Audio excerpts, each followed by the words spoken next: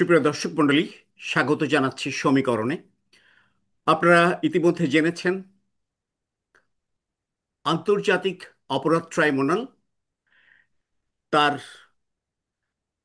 কাছে আনীত একটি অভিযোগ, সেটি হচ্ছে গুম, খুন, নির্যাতন, আয়নাঘর, এই মানবতা বিরোধী অপরাধের অভিযোগে অভিযুক্ত 25 জন সেনা কর্মকর্তার বিরুদ্ধে গ্রেপ্তারি পরোয়ানা জারি করেছে।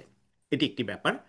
সর্বশেষ আমরা যেটি দেখতে পেয়েছি, সেনা সদর দপ্তরে ইতিহাস বিরল অস্থায়ী কারাগার নির্মাণ করা হয়েছে স্বরাষ্ট্র মন্ত্রণালয়ের একটি প্রজ্ঞাপনের পরিপ্রেক্ষিতে।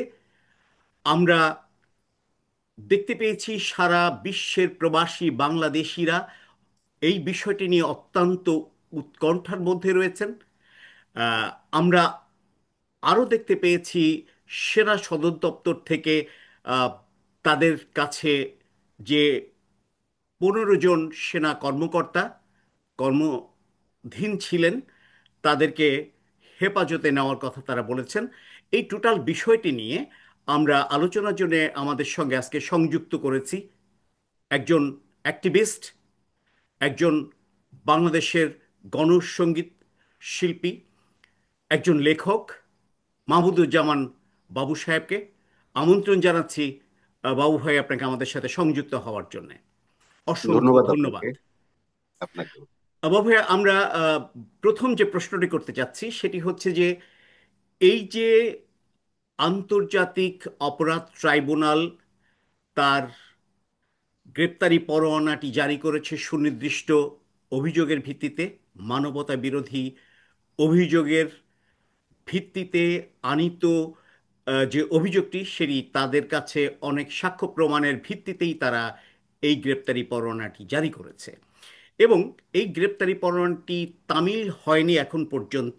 তার আগেই আমরা জানতে পেরেছি সেনা সদর দপ্তরে একটি অস্থায়ী কারাগার নির্মাণ করা হয়েছে। EMS-54 নামক বিল্ডিংটিতে এই অস্থায়ী কারাগারটি নির্ধারণ করা হয়েছে।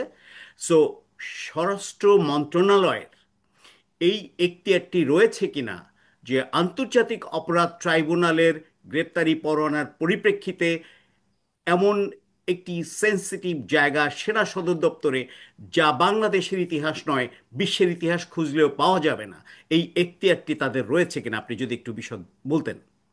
ধন্যবাদ আপনাকে। বিষয়টি আসলে খুবই পরিষ্কার।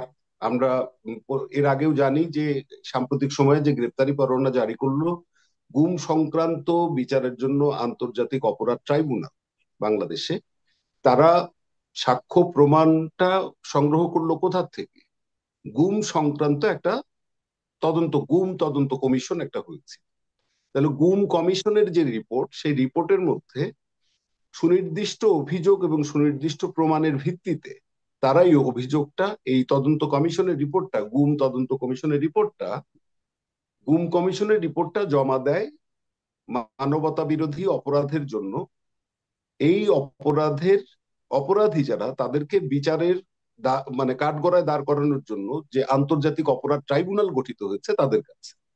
এবং সেগুলো যাচাই বাছাই করে আমরা একটু পেছন দিকের একটা সংবাদে যাব। আমরা যদি একটু দেখি বাংলাদেশের দৈনিক পত্রিকাগুলো কি সংবাদ করেছিল।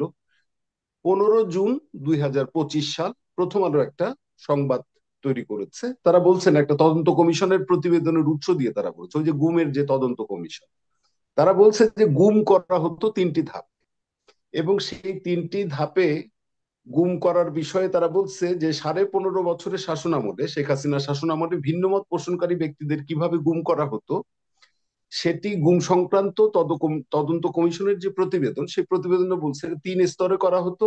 এবং সেটা পিরামিডের মতো, 3 স্তরের পিরামিড। উপরের দিকে পিরামিড যেমন উপরের দিকে সুচালু থাকে, তারপর বিস্তৃত হয়, তারপর একদম নিচে বিস্তৃত হয়। অর্থাৎ সর্বোচ্চ যে পর্যায়টি আছে সেটা খুব সিলেক্টেড লোকজন। তো বলছে যে এই পিরামিডের সর্বোচ্চ স্তরে ছিল কৌশলগত নেতৃত্ব, টেকনিক্যাল লিডারশিপ।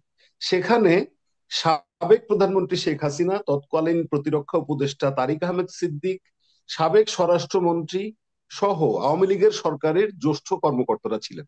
তারপরে দ্বিতীয় অধ্যায় ছিল বিভিন্ন বাহিনী, গোয়েন্দা সংস্থার শীর্ষ পর্যায়ের কর্মকর্তারা।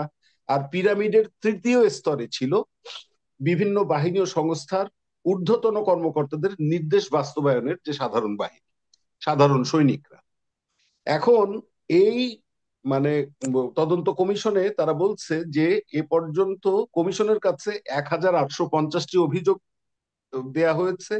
এর মধ্যে 1350টি যাচাই বাছাই করা হয়েছে এবং এখনো নিখোঁজ 345 জন। এটা একটা সর্বশেষ তদন্ত প্রতিবেদনের ভিত্তিতে আন্তর্জাতিক অপরাধ ট্রাইব্যুনাল এই সুনির্দিষ্ট প্রতিবেদনের ভিত্তিতে, তদন্ত কমিশনের প্রতিবেদনের ভিত্তিতে এই গ্রেপ্তারি পরোয়ানাটা জারি করে। আমরা তার পরের কাহিনীটা একটু যাই। সেটি হচ্ছে যখন গ্রেপ্তারি পরোয়ানা জারি করা হলো, সেটি পরোয়ানাটা জারি করলো কিন্তু আন্তর্জাতিক আহ অপরাধ ট্রাইব্যুনাল। তাহলে অপরাধ ট্রাইব্যুনালই যেহেতু গুম সংক্রান্ত মানবতা বিরোধী অপরাধের বিচার করবার জন্য একটা স্বীকৃত প্রতিষ্ঠান আমাদের দেশে এই মুহূর্তে, ফলে তারাই গ্রেপ্তারি পরোয়ানা জারি করতে পারে এবং তারাই এই অভিযুক্তদের 24 ঘন্টার মধ্যে আদালতে হাজির করবে। হাজির করার পর আদালত, এই আন্তর্জাতিক অপরাধ ট্রাইব্যুনাল সিদ্ধান্ত নেবে তারা কোন কারাগারে থাকবে। তারা কি সাধারণ কারাগারে থাকবেন, কাশিমপুর কারাগারে থাকবেন, নাকি সংসদ ভবনের ওইখানের কারাগার বানানো হবে, নাকি সেনা নিবাসের ভেতরে একটা বিশেষ ভবনে তাদেরকে রাখা হবে। এইটা সিদ্ধান্তটা নেবে হচ্ছে আন্তর্জাতিক অপরাধ ট্রাইব্যুনাল, যারা গুম সংক্রান্ত এই অপরাধের বিচারের জন্য সংগঠিত হয়েছে। এই যে প্রক্রিয়াটি আছে তার মধ্যে সেনাবাহিনীর একটি বিষয় আমাদের একটু চোখে পড়ে। সেনা সদর বিবৃতি দিয়েছে যে আমরা সেই 15 জন সদস্যকে, মানে বর্তমান কর্মরত 15 জন, আর বাকি 7 জন হচ্ছে অবসরপ্রাপ্ত, এবং এই 15 জনের বাইরে আরেকজন ছিল, সে ওই পলাতক, তাকে আর খুঁজে পাওয়া যায় নাই। কিন্তু সেনা সদর বলেছে যে আমরা বিজিবি, ডিজিএফআই বা বিভিন্ন গোয়েন্দা সংস্থা তাদেরকে বলেছি এই পলাতক যে সেনা কর্মকর্তা সে যেন দেশ ত্যাগ না করতে পারে, সে ব্যাপারে বিস্তারিত তারা জানিয়েছে। অদ্ভুত বিষয়টা হচ্ছে গুম এবং মানবতা বিরোধী যে অপরাধ, বিচার বহির্ভূত হত্যাকাণ্ড, এগুলো সবই নীতি নৈতিকতার বাইরে পড়ে, নৈতিক মূল্যবোধের বাইরের কাহিনী। কেন এগুলো মানবতা বিরোধী অপরাধ? অপরাধ এই জন্য যে বিচারিক প্রক্রিয়ায় একজন মানুষ দোষী হয়, তার কাউকে যদি অভিযোগ করা হয় যে সে এই অপরাধের জন্য সম্পৃক্ত, অপরাধের সাথে, তাহলে তার বিরুদ্ধে মামলা হয়, মামলায় যদি সে দোষী প্রমাণিত হয় তাহলে সে বিচার পায়। কিন্তু যাদেরকে গুম করা হয়েছে তাদেরকে বিচার বহির্ভূত ভাবে হত্যাকাণ্ড। ফলে একজন মানুষকেও যদি এক্সট্রা জুডিশিয়াল কিলিং এর মধ্যে ফেলা হয়, বিচার বহির্ভূত ভাবে হত্যা করা হয়, সেটাই মানবতা বিরোধী অপরাধ। ফলে মানবতা বিরোধী অপরাধের অভিযোগটা সুনির্দিষ্ট এবং তাদের বিরুদ্ধে গ্রেপ্তারি পরোয়ানা জারি হচ্ছে এবং তাদেরকে গ্রেপ্তার করতে পারে আদালতের নির্দেশ ক্রমে পুলিশ বাহিনী কিংবা আইন শৃঙ্খলা রক্ষাকারী বাহিনী। সেনাবাহিনীর কোনো এখতিয়ার নেই যে তাদেরকে সেনা হেফাজতে নেবে, এবং তারা বলেছে যে আমরা তাদেরকে হেফাজতে নিয়েছি, কিন্তু এই এই যে মানে ঘোষণাটা, গ্রেপ্তারি পরোয়ানা জারি হচ্ছে, তাতে আমরা মরালি আপসেট। আমরা কারা? সেনাবাহিনী মরালি আপসেট। এই ইংরেজি শব্দটা যদি বাংলা অভিধানে আমরা যাই, বাংলা ভাষার, আমরা দেখব সেটার অর্থ দাঁড়ায় নৈতিকভাবে বিপর্যস্ত। হাস্যকর যে নৈতিকভাবে বিপর্যস্ত হচ্ছে সুনির্দিষ্ট খুনের অভিযোগে যারা অভিযুক্ত এবং সরকারের তোষামোদী অবস্থানে পৌঁছে প্রমোশনের জন্য এবং সরকারের একটা টুল হিসাবে, একটা ফ্যাসিস্ট সরকারের টুল হিসাবে বাংলাদেশের সার্বভৌমত্ব এবং স্বাধীনতা রক্ষার জন্য জনগণের অতন্দ্র প্রহরী হিসাবে সেনাবাহিনীর ওই ব্যাজের মধ্যে লেখা থাকে দেশ ও জনগণের অতন্দ্র প্রহরী। তাহলে দেশ ও জনগণের অতন্দ্র প্রহরী না হয়ে নির্দিষ্ট একটি শাসক গোষ্ঠীর ফ্যাসিবাদী শাসন কায়েম করে তার ভিন্ন মত দমন করার জন্য, সেই কাজগুলো করবার জন্য নৈতিকভাবে বিপর্যস্ত হলেন না, তারা মোরালি আপসেট হলেন না, আপসেট হলেন যে কেন আন্তর্জাতিক অপরাধ ট্রাইব্যুনাল তাদের বিরুদ্ধে গ্রেপ্তারি পরোয়ানা জারি করবে। ফলে এই জায়গাগুলো খুব সিগনিফিকেন্ট, সুনির্দিষ্ট করে আমরা একটু কথা বলতে পারি, কারণ এইটা আমাদের সংবিধানে আছে যে কোনো মানুষের বিরুদ্ধে যদি অভিযোগ হয়, সন্দেহ হয়, তাহলে যে কোনো নাগরিককে একদম 72-এর যে সংবিধান সেখানেই আছে 54 ধারায়, এমনিতে যে গ্রেপ্তার করে আমাদের দেশে 54 ধারায় গ্রেপ্তার করে। তো 54 ধারায় গ্রেপ্তার করার পরই বলা আছে যে 24 ঘন্টার মধ্যে একজন প্রথম শ্রেণীর ম্যাজিস্ট্রেটের আদালতে তাকে হাজির করতে হবে। যদি দোষ প্রমাণিত না হয় তাহলে তাকে ছেড়ে দিতে হবে। এটা আমাদের দেশে কখনোই এই যে কোনো নাগরিকের সাংবিধানিক অধিকার, সে অধিকার সংরক্ষিত হয়নি। দিনের পর দিন নির্যাতন হয়েছে, থানা হাজতে আটকে রেখেছে বা বিনা বিচারে ডিটেনশনে পাঠিয়ে দিয়েছে। সেগুলো ঘটেছে। আর এগুলো তো একদম বিচার বহির্ভূত হত্যাকাণ্ড, নিখোঁজ, ভিন্ন মত দমনের জন্য একটা ফ্যাসিস্ট একটা মানে সিস্টেম, যেটা আমরা নাজি ক্যাম্পে দেখি, হিটলারের ক্যাম্পে দেখি, মুসোলিনির ক্যাম্পে দেখেছি দ্বিতীয় বিশ্বযুদ্ধে। সুতরাং মানবতা বিরোধী অপরাধ, সেটি বিচার করবার জন্য আন্তর্জাতিক অপরাধ ট্রাইব্যুনাল হয়েছে, ফলে ট্রাইব্যুনাল সর্বোচ্চ বিধান করবে এর বিচার এবং এর হেফাজত, এর কারাগার কি হবে। আমরা সেই জায়গাটাতে আসছি, কিন্তু প্রশ্ন হচ্ছে যে এরকম একটি পরিস্থিতির মধ্যে দিয়ে সেনা সদর দপ্তরে এই যে যে অস্থায়ী কারাগারটি নির্ধারণ করলো স্বরাষ্ট্র মন্ত্রণালয়, অবশ্যই স্বরাষ্ট্র মন্ত্রণালয়ের যে কোনো জায়গায় যে কোনো বাড়িকে কারাগার করার ক্ষমতা রয়েছে, কিন্তু সমসাময়িক কালের যে বিষয়টি, এই বিষয়টাকে কেন্দ্র করে এই অভিযুক্ত যারা, যাদের বিরুদ্ধে গ্রেপ্তারি পরোয়ানা জারি করা হয়েছে, তাদেরকে কোর্টে সোপর্দ করা হলো না। আন্তর্জাতিক আদালতে তাদেরকে এখন পর্যন্ত আহ, সোপর্দ করা হলো না। এমনকি গ্রেপ্তার করা হয়েছে, সেটিও আমরা কোথাও দেখতে পাইনি। গ্রেপ্তার করার এখতিয়ার শুধুমাত্র পুলিশের রয়েছে। আর্মিরা এক্স্যাক্টলি। বলছে যে তারা স্বপ্রণোদিত হয়ে তাদেরকে হেফাজতে নিয়েছে। ওয়েল, হেফাজতে নিলেও তাদেরকে যত দ্রুত সম্ভব প্রডিউস করতে হবে। কোথায় প্রডিউস করতে হবে এটা নিশ্চয়ই ওনারা জানেন। ওই জায়গাটাতে পরে আসছি, তার আগে আমাদের প্রশ্ন হচ্ছে যে এই যে যে অস্থায়ী কারাগারটি নির্মাণ করা হলো 54 নম্বর হাউস ইএমএস সেনানিবাসের ভেতরে, এই জিনিসটি আন্তর্জাতিক অপরাধ ট্রাইব্যুনালের গ্রেপ্তারি পরোয়ানা, পাশাপাশি অস্থায়ী কারাগার সেনা সদরের ভেতরে, এটিকে আপনি কিভাবে দেখছেন? এবং এটির মধ্যে দিয়ে বিচার কার্যক্রম ব্যাহত হতে পারে কিনা, কিংবা নিরপেক্ষ বিচার ভুক্তভোগীরা পাবে কিনা, এটি একটু যদি বলতেন।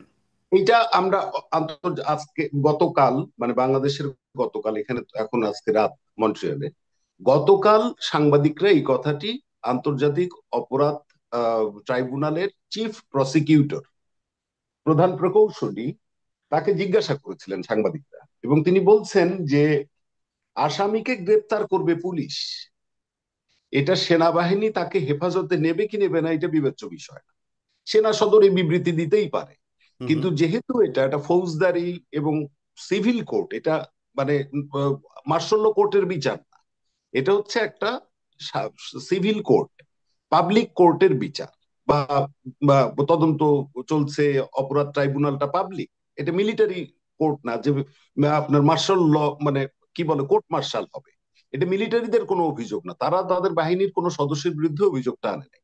অভিযোগটা এসেছে সিভিলিয়ানদের দিক থেকে, অভিযোগটা এসেছে, ভুক্তভোগী হয়েছে সিভিলিয়ানরা, এবং যারা এর মধ্যে সামরিক একজন কর্মকর্তাও তিনি আয়নাঘরে বন্দী ছিলেন, এবং এই যে ব্রিগেডিয়ার নাজমি, তাহলে এই আজমি, তাহলে সেও কিন্তু মামলাটা করেছে এই সাধারণ যে আদালত, আমাদের দেশের যে জুডিশিয়ারি, সেখানে সে কিন্তু কোনো সামরিক আদালতে গিয়ে এই মামলাটা করে।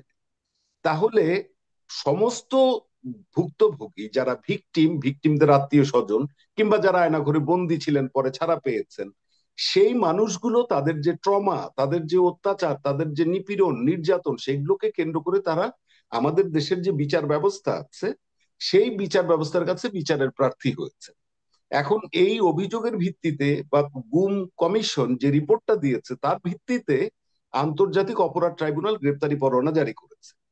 তো চিফ প্রসিকিউটর তাজুল ইসলাম বলেছেন যে সেনা সদর বলেছে যে আমরা হেফাজতে নিয়েছি তাদেরকে, কিন্তু আমরা আইনের প্রতি শ্রদ্ধাশীল, যদিও আমরা মোরালি আপসেট। হুম, আপনি এখন আইনের বলেছেন। প্রতি শ্রদ্ধাশীল, হ্যাঁ, আইনের প্রতি শ্রদ্ধাশীল মানে হচ্ছে যেই গ্রেপ্তারি পরোয়ানা জারি হচ্ছে, এবং তারা বলেছে তারা আপনার এই গ্রেপ্তারি পরোয়ানা নিয়ে পুলিশ যদি যায় সেখানে, এবং তারা তাদেরকে সহযোগিতা করবে, এই পর্যন্ত এই চিফ প্রসিকিউটর সেটা বলেছেন। আরেকটি বিষয় আমাদের একটু চোখে পড়া দরকার, এই যে অভিযুক্ত কর্মকর্তা যারা, তাদের মধ্যে কিন্তু আমাদের মনে পড়বে যে মার্কিন যুক্তরাষ্ট্র র্যাবের যে 6 জন কর্মকর্তার বিরুদ্ধে যে মানবতা বিরোধী অপরাধ তারা করেছে, এই 15.5 বছর ধরে বিভিন্ন সময় তাদের প্রমোশন হয়েছে, এবং প্রত্যেকেরই সার্টিফিকেট পেয়েছে তারা খুবই দক্ষ, তারা খুবই ন্যায়নিষ্ঠ, তারা খুবই, মানে ন্যায়নিষ্ঠ হচ্ছে শাসকের প্রতি ন্যায়নিষ্ঠ, দক্ষ মানে হচ্ছে মানুষ খুন করায় দক্ষ, অত্যাচার করায় তারা ভীষণ দক্ষ। এই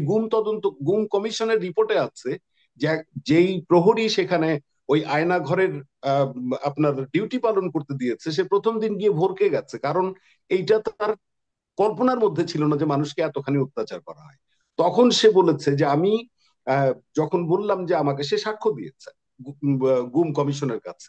সে বলেছে যে আমি যখন বললাম যে আমি এখানে ডিউটি পালন করব না, তখন তাকে বলা হয়েছিল যে তোমার জীবনের ঝুঁকি হবে তাহলে। এবং আরেকটি বিষয় খুব লক্ষণীয়, এই গুম কমিশন বলেছে যে এই সমস্ত বাহিনীগুলোর মধ্যে ডিজিএফআই, সেনাবাহিনী, র্যাব এবং আরো অন্যান্য যে সংস্থা যারা এটার সাথে যুক্ত, তারা তাদের মধ্যে একটা হেজিমনি বলতে আমরা যে শব্দটা বুঝি, একটা তাদের সম্মতি, নীরব সম্মতি আছে। অর্থাৎ তাদেরকে বোঝানো হতো যারা এই কর্মকাণ্ডে অংশ নিত, মানুষ হত্যা কিংবা টর্চার, এই সমস্ত কিছু তাদেরকে বোঝানো হতো যেটা জাতীয় নিরাপত্তার স্বার্থে করা হচ্ছে, দেশের নিরাপত্তার স্বার্থে করা হচ্ছে। সুতরাং তারা কনভিন্স হতো যে হ্যাঁ, তাহলে দেশের নিরাপত্তার স্বার্থে আমাকে তো এই কাজটি করতে হবে, যদিও সেটা সর্বৈব মিথ্যা। এখন এই যে সাংস্কৃতিক অবক্ষয়টা হয়েছে ভেতরে, দেশপ্রেমের নামে কোনো একটি নির্দিষ্ট গোষ্ঠীর তার স্বৈরাচারী শাসন, সেটাকে টিকিয়ে রাখবার জন্য যে ভিন্ন মত আছে তাকে দমন করবার জন্য পুরো একটা রাষ্ট্রীয় বাহিনীকে ব্যবহার করা, সেটাও মানবতা বিরোধী অপরাধের মধ্যে পড়ে। আমি আর একটা ছোট্ট বিষয় এখানে যুক্ত করি। আমাদের আরো একটা জিনিস মানে ভেবে দেখার বিষয় আছে, যে বিষয়টা হচ্ছে যারা এই এদের সাথে যারা এই হত্যাকাণ্ডে সরাসরি অংশ নিত, তাদের সম্পর্কে যে অবজারভেশন তদন্ত কমিশনের, তারা প্রথমে গুলি করত, যাদেরকে নিয়ে যেত, অনেক খবর বেরিয়েছে, আপনি দেখেছেন, আমরা দেখেছি, সারা পৃথিবীর মানুষ এই রিপোর্ট গুলো দেখছে, যে পেট চিরে সিমেন্টের ব্যাগ ঢুকিয়ে ঘাড়টা ভেঙে তারপর মাথায় গুলি করে ফেলে দিচ্ছে, খুব তার যেন অমানবিক। না ভেসে ওঠে, হ্যাঁ, যা ভেসে লাশটা যেন ভেসে না ওঠে, ইট বেঁধে ফেলে দিচ্ছে। এবং সবচেয়ে রোমহর্ষক বিষয়টা হচ্ছে যে প্রথমে তারা গুলি করতো মাথায়, তো গুলি করলে মগজ এবং রক্ত ছিটকে আসতো হাতের মধ্যে। তো তখন তারা বললো যে এইটা এই ছিটকে যেন না আসে, তখন ওই বালিশ ঠেসে ধরে গুলি করতো, যাতে শব্দও হতো না, ওগুলো ছিটকেও আসতো না। কিন্তু কালক্রমে দেখা গেল যারা এই সরাসরি কিলিং মিশনে থাকতো, তারা অনুভব করতে শুরু করলো যে ঠিক সেরকম আর থ্রিল নাই। ফলে তাদের থ্রিলটা আসে তখন যখন কোনো একজন ভিকটিমকে এইভাবে গুলি করে, একজন নিরপরাধ মানুষকে, এবং গুলি করার পর যে যে গরম রক্ত এবং উষ্ণ মগজ তার হাতে ছিটে আসে, সেটা তার ভিতর শিহরণ তৈরি করে। ফলে কি পরিমাণ বিভৎসতা! এইটা হয়তো পাকিস্তান সেনাবাহিনী 71 সালে এটা করে থাকতে পারে। হিটলারি যুদ্ধে গেস্টাপোরা ওই ইহুদিদের যে ক্যাম্প ছিল, নাজি ক্যাম্প অসুইজে, সেখানে নানান রকমের এক্সপেরিমেন্ট করে মারতে পারে। সেগুলো তাদের মধ্যে একটা বিকৃত মানসিকতার জন্ম দিচ্ছে। তাহলে আমাদের দেশের এই রকম দেশের মানুষের খাজনা ট্যাক্সের পয়সায় তাদের বেতন হয়, তাদের প্রতি মানুষ বিশ্বাস রাখে তারা দেশের সার্বভৌমত্ব রক্ষা করবে, তাহলে এই যে কিলিং মিশনের মধ্যে যারা থাকতো, তাদের যে একটা ভেতরে ভেতরে সাইকোপ্যাথ হয়ে ওঠার একটা প্র্যাকটিস।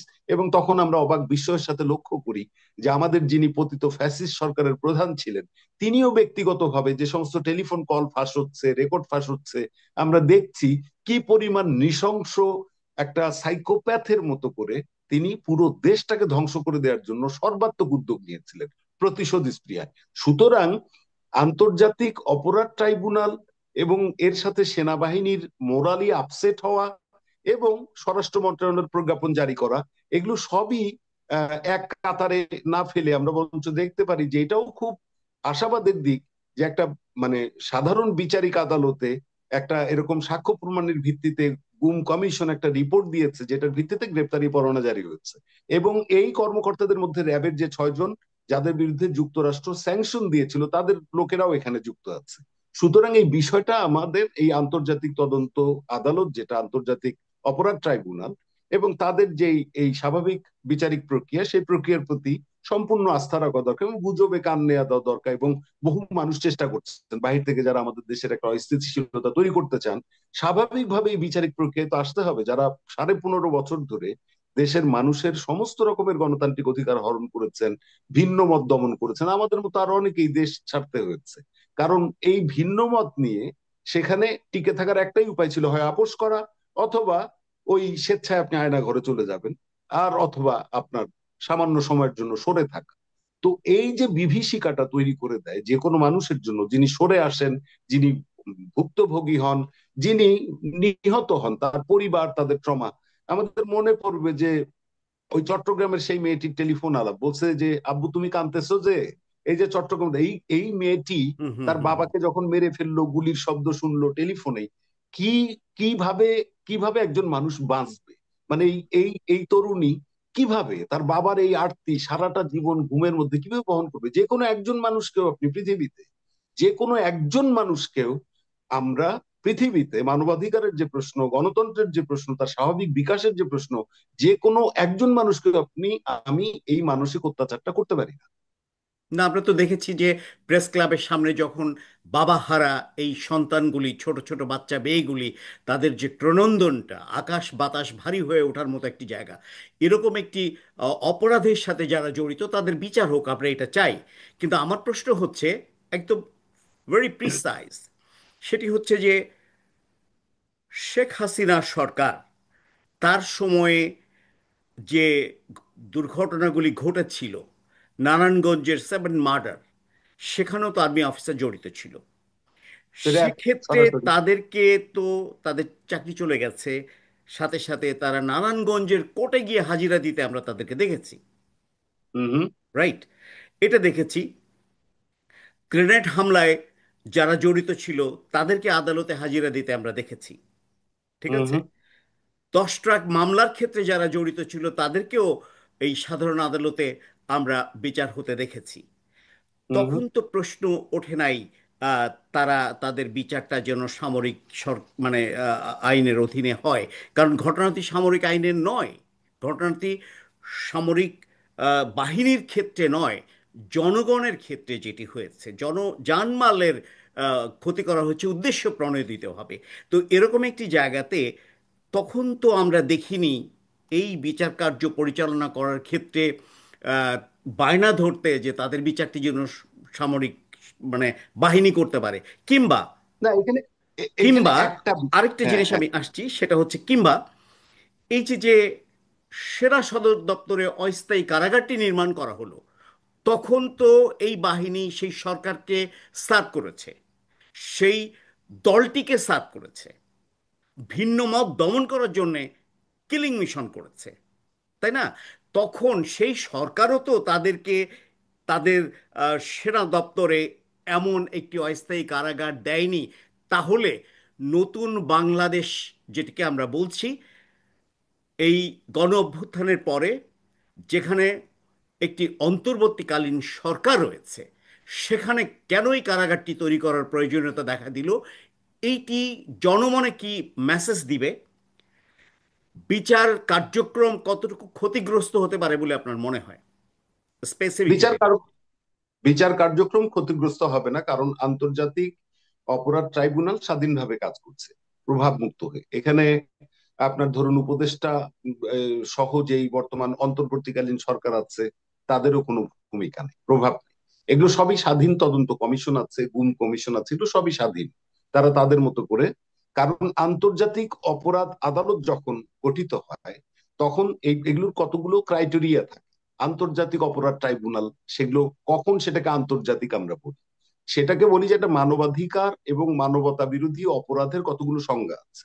মত প্রকাশের স্বাধীনতা হরণ করা, যেই যেই নজিরগুলো ধরুন নুরেমবার্গ ট্রায়ালে আছে, জেনেভা কনভেনশন হয়েছিল দ্বিতীয় বিশ্বযুদ্ধের পর, এবং এই নাজি যে সমস্ত অফিসার ছিল তাদের বিচার হয়েছিল, তাদের সামনে তাদের অভিযোগ এবং সমস্ত প্রমাণাদি সহ তাদের সামনে হাজির করা হয়েছিল।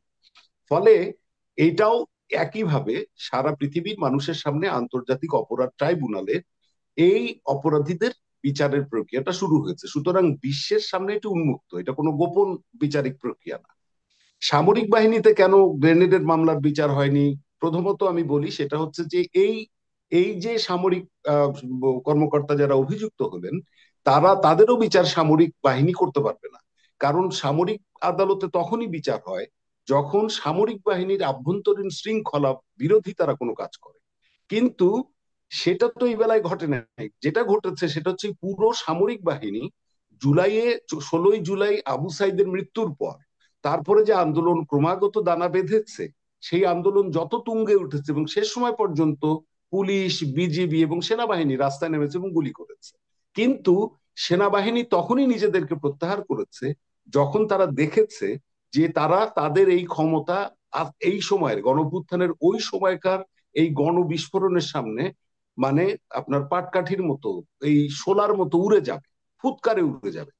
ফলে খেয়াল রাখতে হবে যে আমাদের দেশে যে বুর্জুয়া ব্যবস্থাটা আমরা দেখি, ধনিক শ্রেণীর শাসন দেখে, আগে জমিদার প্রথা ছিল, জোরদারি প্রথা ছিল, সেখানে লেঠেল বাহিনী থাকতো, আমাদের মনে রাখার কথা।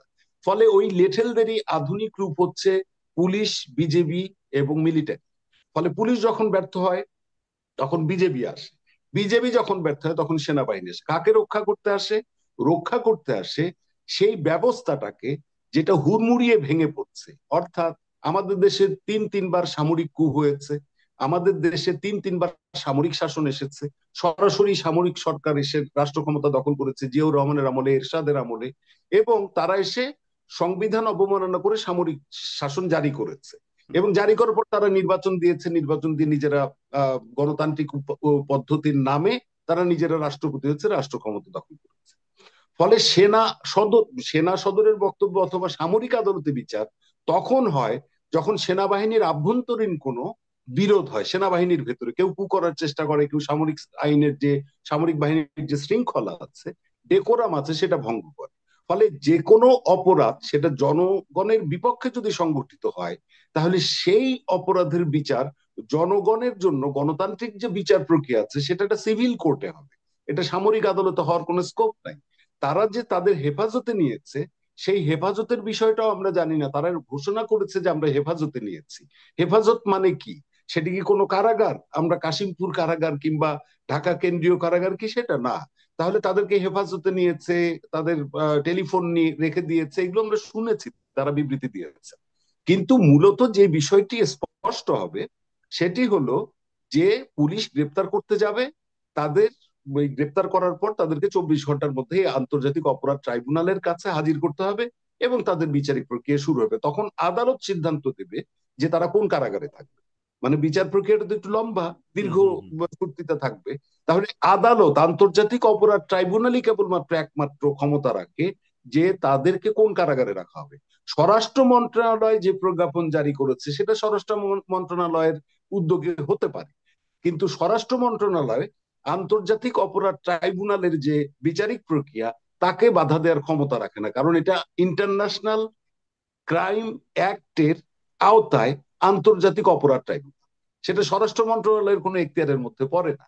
তাহলে এই সেনাবাহিনী যারা একটা নির্দিষ্ট সময় পর্যন্ত, যতদিন না পর্যন্ত আন্দোলন তীব্র এবং বেগবান না হয়েছে, যতদিন পর্যন্ত পেরেছে আর্মার্ড কার নিয়ে রাস্তায় থেকেছে, কিন্তু একটা সময় যখন এই মানে উদ্বুদ্ধ জনগণ এবং স্বতঃস্ফূর্ত জনগণ এবং শান্তিকামী জনগণ এবং ফ্যাসিস্টের পতন চাওয়া জনগণ যখন তাদের গাড়ির উপর, ট্যাঙ্কের নলের উপর উঠে পড়েছে, তখন দেখেছে যে এই ক্ষেত্রে সেনাবাহিনীর করার কিছু নেই। সেনাবাহিনী উইথড্র করেছে, ব্যাক করেছে, এবং সেনাবাহিনী তো এটাও করেছে কারণ পতিত ফ্যাসিস্ট যে প্রধানমন্ত্রী তাকে তো ভারতে চলে যেতে সহায়তা করেছে। ফলে এই বিষয়েরও জবাবদিহি করতে হবে তো, কারণ সেই তাকে পালিয়ে যাওয়ার সুযোগটা দিল কি? যে আপনার জন্য 45 মিনিট সময় আছে।